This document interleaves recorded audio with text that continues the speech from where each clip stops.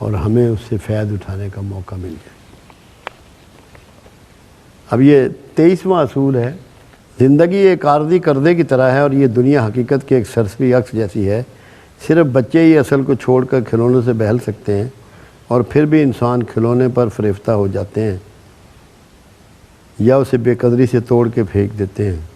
اس زندگی میں ہر قسم کی انتہا سے دور رہو، کیونکہ وہ تمہارے اندرونی توازن کو برباد کر دے گی۔ صوفی کسی بھی انتہا پر نہیں جاتا، صوفی ہمیشہ دھیما اور اعتدال پسند ہوتا ہے۔ یہاں بات کی گئی ہے دھیما ہونے کی اور اعتدال پسند ہونے کی۔ رسول اللہ صلی اللہ علیہ وسلم کی زندگی اعتدال کا بہترین معجزہ ہے۔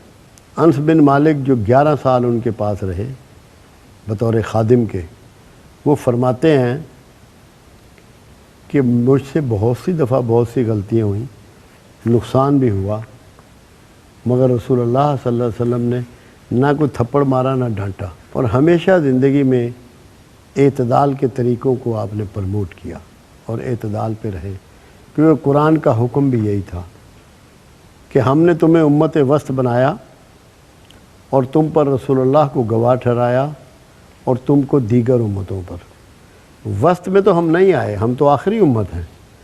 وسط سے مراد یہ ہے کہ وسطی طریقے والی، اعتدال کے طریقے والی، جس میں انتہا پسندی نہ ہو۔ حضرت ایوب انصاری ساری رات جاگا کرتے تھے، کھانا نہیں کھاتے تھے، بھوکے رہتے تھے۔ جب آپ کو علم ہوا تو آپ نے ان کو بلایا اور ہدایت فرمائی، اے ایوب انصاری، تیرے جسم کا تجھ پر حق ہے، کھایا کرو، تیرے بدن کا تجھ پر حق ہے، آرام کیا کرو، تیری روح کا تجھ پر حق ہے، تھوڑی سی عبادت بھی کیا کرو۔ اعتدال میں رہو، انتہا پسندی اختیار مت کرو۔ آپ نے کبھی بھی ہر وقت عبادت میں رہنا، راتوں کو جاگتے رہنے کو پسند نہیں فرمایا۔ آپ نے فرمایا میں روزہ بھی رکھتا ہوں، اپنی ازواج کے پاس بھی جاتا ہوں، سوتا بھی ہوں، جاگتا بھی ہوں، افطار بھی کرتا ہوں، سارے کام معمول کے مطابق کرتا ہوں، اعتدال کے مطابق۔ اعتدال دنیا میں حسین ترین طریقہ زندگی ہے۔ جب آپ کسی بھی انتہا کو پکڑ لیتے ہیں تو انسانیت کے عمومی طریقوں سے باہر نکل جاتے ہیں۔ راتوں کو جاگنا شروع کر دیں۔ اللہ قرآن میں کہہ رہا ہے کہ میں نے رات تیرے آرام کے لیے بنائی، اندھیرا کیا اس کے لیے کہ تاکہ تو آرام کر۔ دن کو سونا شروع کر دیں، وہ کہہ رہا ہے میں نے دن کو روشن کیا کہ اپنا رزق اس میں تلاش کر، میرا فضل تلاش کر۔ یہ نارمل بیہیویئر کی بات ہے، ٹائمنگ ہے۔ اگر صحیح معنی میں اس کو سمجھیں اعتدال کو، 8 گھنٹے سونے کے، 8 گھنٹے نوکری یا کاروبار کے، 8 گھنٹے معاشرتی تعلق، عبادات اور ذاتی ضروریات کے، 24 گھنٹے میں اللہ نے دن کو تقسیم کیا۔ آپ کو اس کا طریقہ بتا دیا کہ جیسے ہی صبح کی پہلی کرن ابھی نہیں پھوٹتی تو پرندے اپنے گھونسلے چھوڑ دیتے ہیں اور چل پڑتے ہیں اپنے پوٹے بھرنے کے لیے، اور جیسے ہی مغرب ابھی اذانیں شروع نہیں ہوتی، دن ڈھلتا ہے تو واپس لوٹ آتے ہیں۔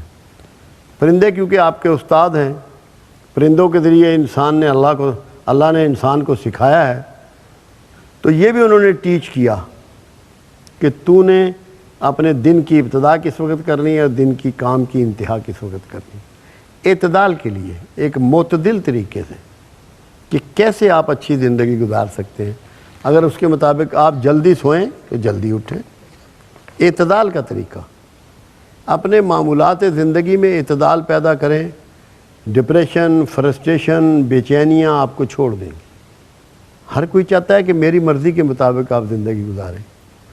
کتنا بڑا ظلم ہے انسانیت کے ساتھ یہ بات کہنا کہ جو ہم کہتے ہیں اس پہ عمل کرو۔ میں کہتا ہوں جتنا تم سے ممکن ہے اللہ اور رسول کے حکم پہ عمل کرو، جتنا ممکن ہے۔ پھر بھی تم سے بھول ہوگی، پھر اس نے اس کے لیے راستہ دے دیا اعتدال کے لیے کہ جب بھول ہو جائے تو مجھ سے معافی مانگ لے، مجھ سے توبہ کر لے، خودکشی نہ کر لے، کسی کی جان نہ لے لے، مجھ سے معافی مانگ لے۔ اور کیا اصول دیا کہ اگر تو اچھی زندگی گزارنا چاہتا ہے، معاشرے کو اعتدال میں رکھنا چاہتا ہے، تو معاف کرنا سیکھ لے، لوگوں کو معاف کرنے کا گر سیکھ لے۔ جب تو معاشرے کو معاف کرے گا، اللہ تجھے معاف کرے گا اس کے بدلے میں۔ تو یہ اعتدال کو قائم رکھنے کے لیے فارمولہ پروردگار عالم نے ڈیزائن کیا۔ اس لیے کبھی بھی کوئی میں نے ایسا صوفی نہیں دیکھا، اب میں تو حیران ہوتا ہوں صوفیوں کو جب میں ان کے بارے میں پڑھتا ہوں، جو شخص معاشرے کا دھتکارا ہوا ہوتا ہے، مشہور ہوتا ہے بد کردار، اسے بھی سینے سے لگا لیتے ہیں۔ مجھے سمجھ میں آئی بعد میں ان کو صوفیوں کو سیاہی چوس کہتا ہوں۔ ایک زمانے میں بلیٹنگ پیپر چلا کرتا تھا، کیونکہ ایسے لمبے لمبے پین ہوتے تھے جن سے سیاہی سے ہم لکھتے تھے، تو بلیٹنگ پیپر پھیرتے تھے تو وہ جو جتنی سیاہی پھیلی ہوتی تھی نا اسے چوس لیتا تھا۔ تو یہ لوگوں کی گندگی کو سینے سے لگا کے چوس لیتے ہیں اور اسے واش کر دیتے ہیں، اور اسے پھر اللہ کے مصلی پہ لا کھڑا کرتے ہیں کہ یا اللہ میں اس بندے کو لے آیا ہوں، اب تو اس کو قائم رکھنا، پکا رکھنا، اس پہ کرم کرنا، اس پہ مہربانی کر دینا۔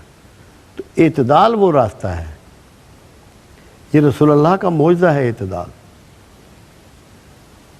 اگر آپ معاشرے کو گلزار بنانا چاہتے ہیں، دنیا کو جنت بنانا چاہتے ہیں، اعتدال کو اپنا لیں، انتہا پسندی چھوڑ دیں، نہ دائیں نہ بائیں، درمیانی راستہ اختیار کریں۔ جب آپ کو یہ کہا جا رہا ہے کہ روزہ بھی رکھو اور افطار بھی کرو،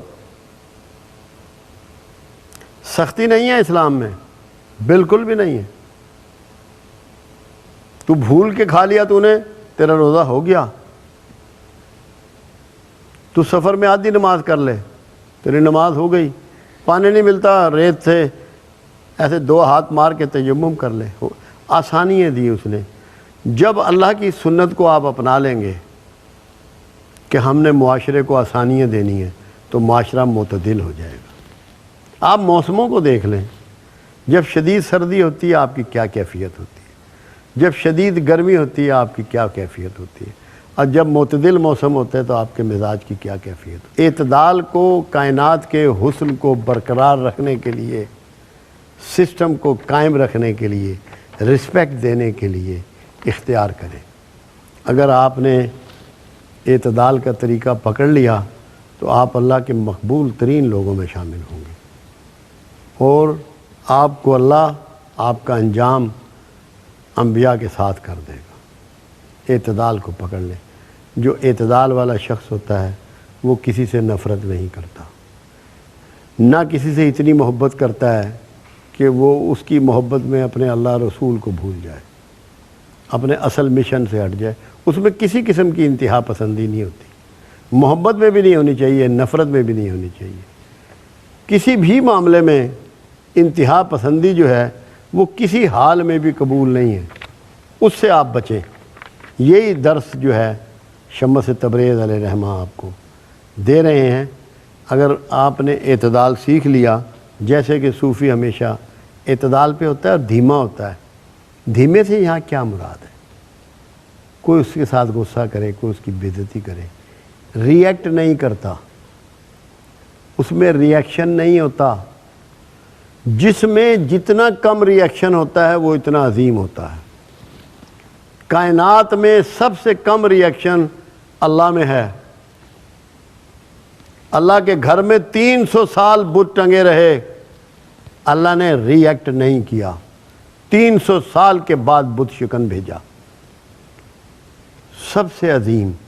اس کے بعد سب سے زیادہ ریئیکشن کی کمی کملی والے میں، نہ طائف والوں کے خلاف ریئیکشن کیا، نہ مکے والوں کے خلاف ریئیکشن کیا، سب کو معاف کیا، سب کے لیے قبول اسلام کی دعائیں کی، ان کی فلاح اور ان کی عافیت کی بچت کی دعائیں کی۔ تو صوفی میں ریئیکشن نہیں ہوتا۔ جس میں جتنا ریئیکشن کم ہوگا وہ اتنا اعتدال پہ ہوگا، اتنا اللہ کا بڑا بندہ ہوگا، اتنا عظیم بندہ ہوگا۔